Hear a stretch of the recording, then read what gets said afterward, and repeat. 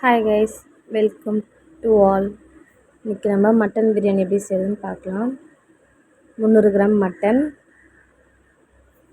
அரை கிலோ அரிசி போடுறதுக்காக நான் இதில் எடுத்து வச்சுருக்கேன் spices, chilli powder, garam masala, மஞ்சள் தூள் ஆட் பண்ணிக்கலாம்.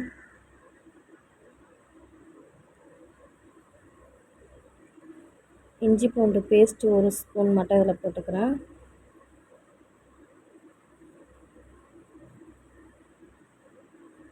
இது இந்த பிரியாணி செய்யறதுக்கு தேவையான அளவு உப்பு இவ்வளோ தான். அதில் பாதி மட்டும் எடுத்து நான் மட்டனில் இப்போ போட்டுக்கிறேன்.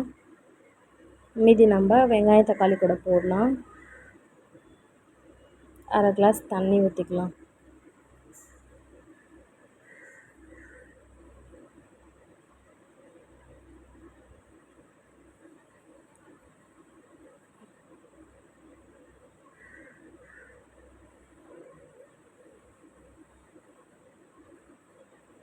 இப்போ இது 5 விசில் வர அளவுக்கு வச்சிடலாம்.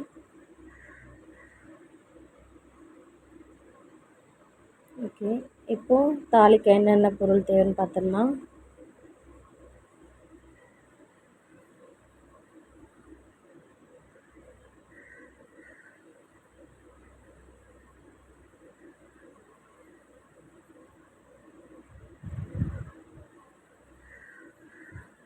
தேவையான அளவுக்கு எண்ணெய் ஊற்றிக்கலாம்.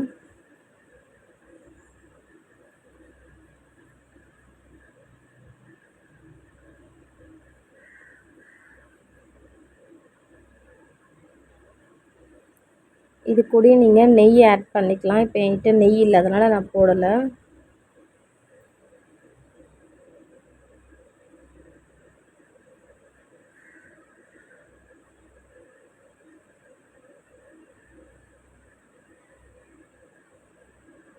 இப்போ மசாலா போட்டுக்கலாம். அதில் பட்டை, லவங்கம், பிரியாணி இலை, ஏலக்காய்,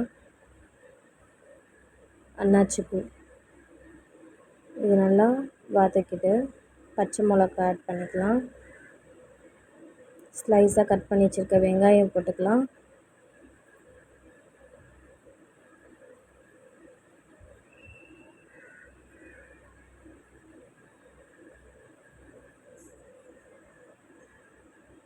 இப்போது இஞ்சி பூண்டு பேஸ்ட் போட்டுக்கலாம்.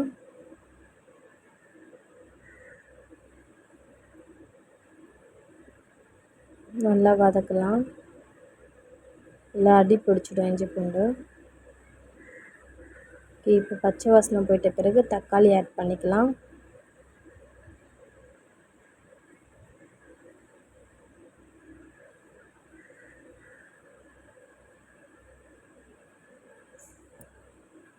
இப்போது நம்ம உப்பு ஏற்கனவே எடுத்து வச்சுருக்கோம்ல, மட்டன் போட்டுட்டு அது மீதமுள்ள உப்பு இப்போ போட்டுக்கலாம்.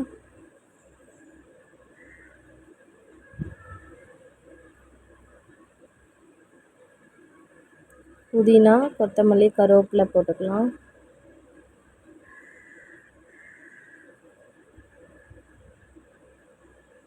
நல்லா பெரட்டி விட்டுடலாம்.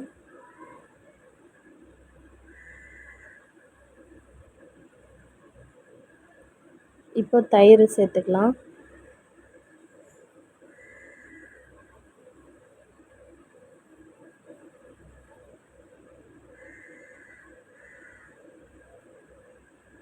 நல்லா வதங்கிடுச்சு. இப்போது வேக வச்ச மட்டன் போட்டுக்கலாம். மட்டன்லேயே தண்ணி அரை கிளாஸ் இருக்குங்க. நான் பாஸ்மதி ரைஸுக்கு 1க்கு 1 தான் தண்ணி அளந்து வச்சுருக்கேன். இப்போ நான் 2 டம்ளர் அரிசிக்கு 3 டம்ளர் தண்ணி எடுக்கணும்.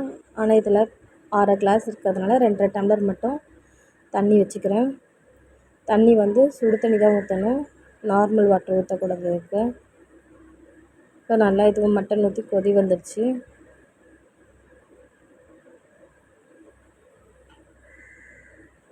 இப்போது அளந்து வச்சுருக்க தண்ணி ஊற்றிக்கலாம்.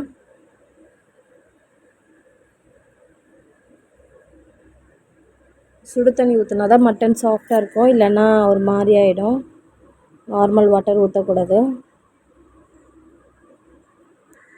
இப்போ இது நல்லா கொதி வர அளவுக்கு வச்சிடலாம். லெமன் ஜூஸும் ஆட் பண்ணிக்கோங்க.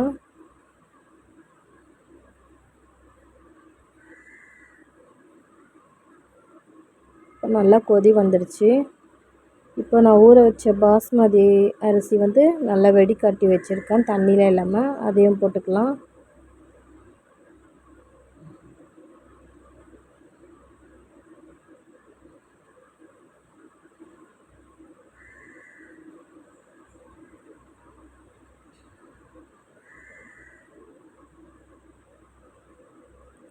அரிசி உடையாமல் பொறுமையாக கலரி விடலாம்.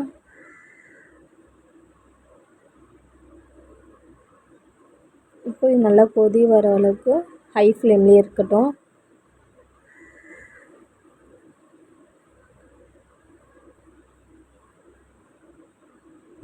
பக்கத்துலேயே சிக்கன் 65 பொரிச்சிக்கலாம். எண்ணெய் நல்லா சூடாயிடுச்சு.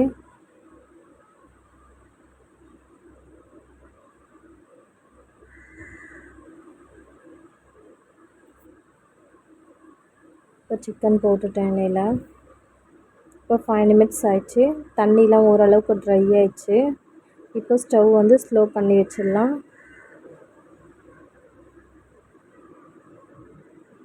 இப்போ சிக்கனும் நல்லா வேகுது. இப்போ தண்ணி ட்ரை ஆகிட்டு நான் டம் போட்டிருக்கேன். இந்த உரல் வச்சுருக்கேன் டைட்டாக இருக்கணுன்ட்டு. இப்போ எல்லா சிக்கனும் பொரிச்சாச்சு அதுக்குள்ளே.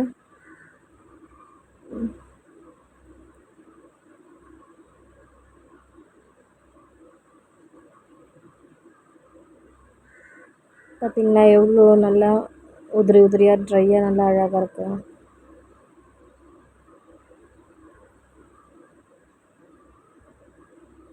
தண்ணி நீங்கள் கரெக்டாக மெஷர்மெண்ட் ஊற்றினா நல்லா சாஃப்டாகவும் வரும், உதிரி உதிரியாக வரும் பிரியாணி. Mutton biryani ready. இது வந்து எறா தொக்கு. நான் இன்னொரு நாள் வீடியோ போடுறேன்.